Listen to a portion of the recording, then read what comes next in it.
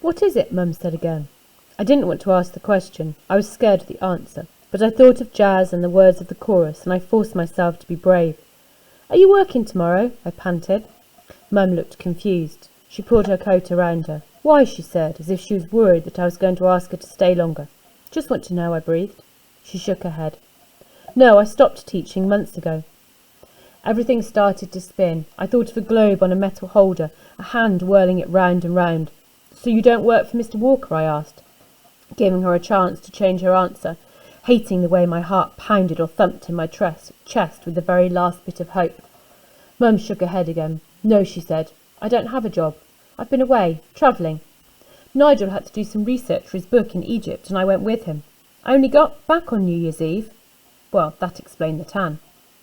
Mum opened her bag one more time. She took out 4 envelopes, 2 with my writing on the front, 2 with Jazz's. "I didn't get them in time," she said quietly, as if she was apologising or saying sorry, as if she wanted me to say that it was okay to miss Parents' Evening and fine to miss Christmas. "I'd have come," she said. I don't know if she was telling the truth. I had one more question, and this one was even more difficult to ask. The world spun faster, cars and people and buildings a dizzy blur around me and Mum. "The T-shirt," I began, my eyes on a puddle in the pavement. "Oh yes," Mum said. "I meant to say." She smiled. "It's brilliant." And I smiled back despite everything. She rubbed the material between her thumb and finger. "It's a lovely top. Where did you get it from? It really does suit you, James." Chapter 20. I didn't even speak when we got back to the cottage, and Dad asked if I wanted a hot chocolate.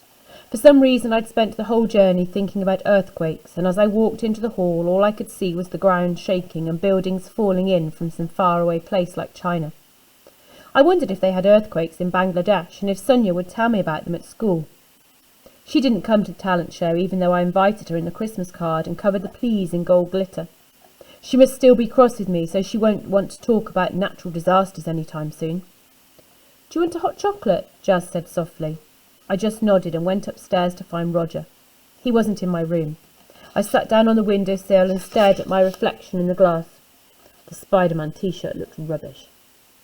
Maybe Mum had been joking, or maybe she'd forgotten that she'd sent it. Yes, that had to be it. I nodded and my reflection nodded back. She had forgotten. Mum always forgets stuff. She goes to supermarkets and can't remember what she wants to buy, and she can never find her keys because she forgets where she puts them. Once they turned up in the freezer underneath a bag of frozen peas, and she had no idea how they got there. No wonder she can't remember something that happened 132 days ago. Dad walked in with my hot chocolate. Steam swirled out of the blue cup. "Here you go," he said, sitting on my bed. Since we'd moved into the cottage, Dad's only been into my bedroom once, and that was when he was drunk and looking for the toilet. I didn't know what to say, so I sipped my drink even though it was too hot and burned my tongue. "Nice?" he asked, nodding at the cup. It wasn't, but I said, anyway.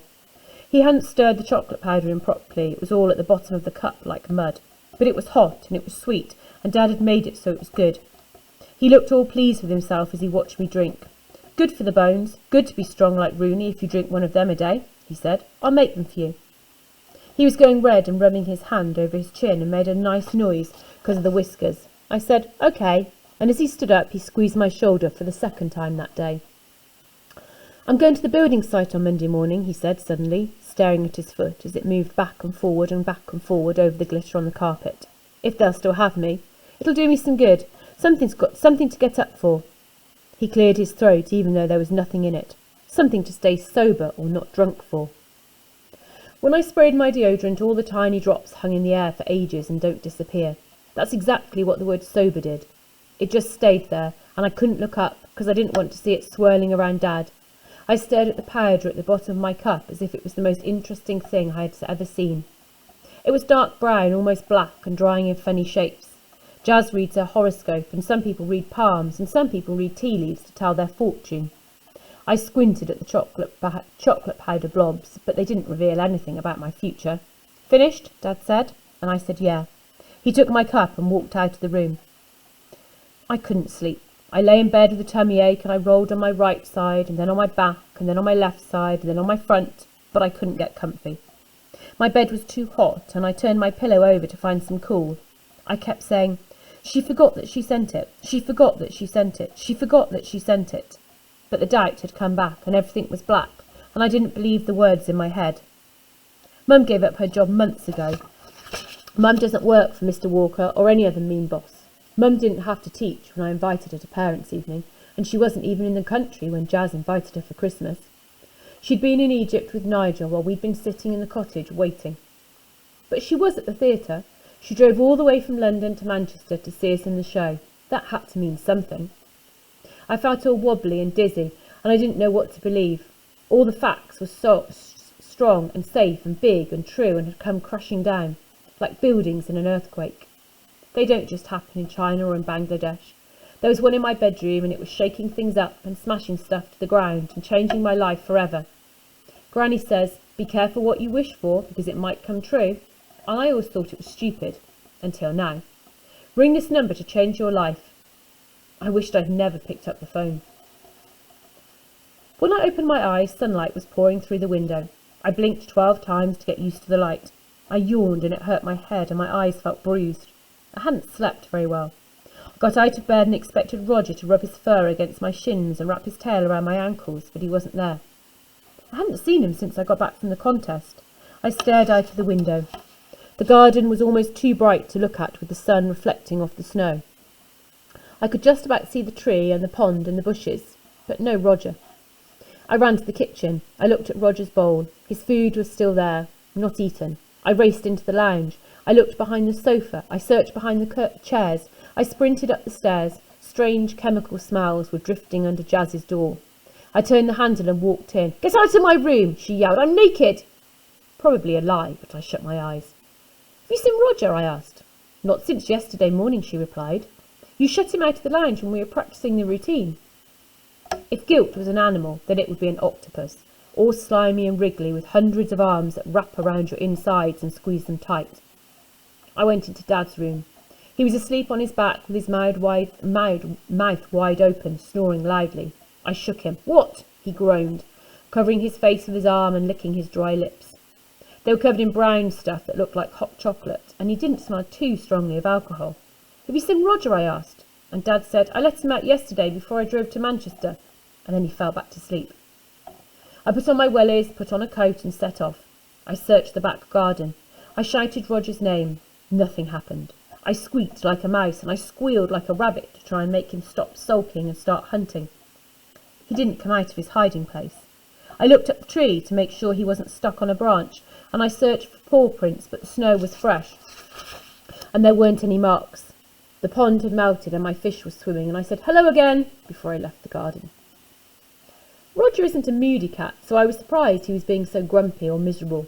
I walked down the road and my head felt hot because of the sun, but my feet felt cold because of the snow. Every time something moved, I expected to see Roger's orange face. First it was a bird, then it was a sheep, then it was a grey dog running down the path with a red Christmas bow tied to its neck. I patted him and said "nice dog" to the owner. "He's a bit too energetic for me, lad," said the old man, who was smoking a pipe and had a flat cap on his head. His hair was the exact same colour as the dog's fur, and he had a kind face and brown eyes with heavy lids that made him look sleepy. "Have you seen a cat?" I asked. "A ginger one," the man frowned. "Yeah," I replied, laughing because the dog jumped up and put his icy paws on my tummy. "Down, Fred," the man muttered. Fred wagged his tail and ignored him. "A ginger cat," the man said again, and I didn't understand why he'd gone pale or why his hand shook when he pointed down the road. "Over there." "Thanks," I said with relief. I pushed Fred down. He licked my hands and wagged my body. "I'm sorry," the man said. His voice was all wobbly. "I'm so sorry." And that's when I knew. That's when I knew that Roger wasn't hiding. That's when I knew he wasn't just in a mood. I shook my head. "No," I said. "No." The man chewed or bit the end of his pipe. "I'm so sorry, lad. I think your cat—" "No!" I roared, pushing the man out of my way. "No!"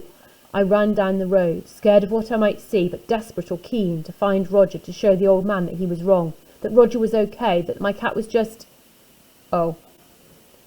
All in the white snow there was bright orange blob, tiny, lying on the road, 50 metres away. "It's not him," I said to myself, but my blood froze like that witch in Narnia had made it winter but not Christmas.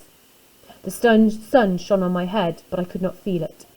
I didn't want to walk another step, but my feet weren't listening to my brain and they were moving fast, too fast down the road. It could be a fox. 30 metres away. Please let it be a fox. 20 metres. It was a cat. 10 metres. And it was covered in blood. I stared at Roger. His glittery tail twinkled in the sunlight. I waited for him to move. Waited for 5 whole minutes for him, anything to move. But Roger was still. His legs looked too stiff, and his ears looked too sharp, and his eyes were glassy green marbles. I hate dead things. They scare me. Roger's mouse, Roger's rabbit, Roger. I took a deep breath. It didn't help. The octopus was holding my lungs and squeezing them hard. There wasn't enough air. There would never be enough air. I started to pant. I thought about the last time I saw Roger. He purred in my arms, but I dropped him on the hall carpet. I closed the door in his face when he just wanted a stroke. I ignored his mews in the door and didn't even say goodbye when I went to the audition. I didn't say goodbye, and now it was too late. The snow underneath Roger was red. A sudden gust of wind blew his fur, and he looked cold, so I tiptoed forward. My teeth rattled or shook in my head. My shoulders moved up and down as I tried to suck air into my chest. I was only 2 metres away now. I dropped to my knees and crawled closer, slowly, slowly. My heart bashed against my ribs. Roger's side was cut open. It looked deep and gooey. His front legs were twisted at a funny angle, broken, snapped. I thought about Roger sneaking off into the bushes, and Roger running through the garden, and Roger jumping out of my arms and landing on strong legs that still worked. I couldn't stand the thought of him all cracked and cut and cold. I had to fix him. I pushed out my finger. I moved my arm forward. My fingertip brushed his fur, but my hand flew back as if it had just touched something hot. I was panting or breathing so hard I felt faint. I tried again, and again, and again, and again. I thought about the rabbit I lifted up with sticks, and the mouse I carried on paper, and for some reason Rose. Rose blown to bits. My throat burned painfully. I tried to swallow, but the spit wouldn't go down. On the 6th try I touched him. My arm was shaking and my palm was sweating, but I put my hand on Roger's back and held it there. He felt different. I remembered all the times I put my fingers in his fur, feeling warm skin and beating heart and ribs vibrating or shaking with a purr. They were still now.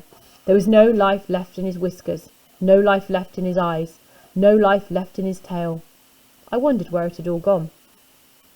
The burn in my throat spread to my cheeks. They went from freezing cold to boiling hot in less than a millisecond.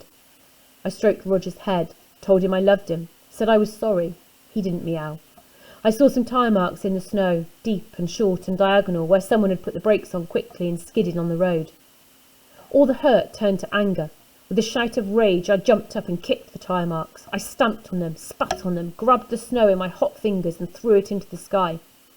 I fell to my knees and punched the tire marks so hard as I could, and my fist hit the road and the pain felt good. The skin on my knuckles split open. I hit the road again. If I hadn't gone to the talent contest, Roger would still be alive. Last night I'd have noticed that he wasn't in the cottage, and I'd have gone out to look for him, and he would have come running up, and he would have rubbed his body on my wellies, and his fur would have glinted or shone in the moonlight. But I'd been too busy worrying about Mum to worry about Roger. I stopped thumping the ground. I stood up and my knees shook. I walked over to Roger, and this time I didn't feel scared of his dead body. I wanted to hold him.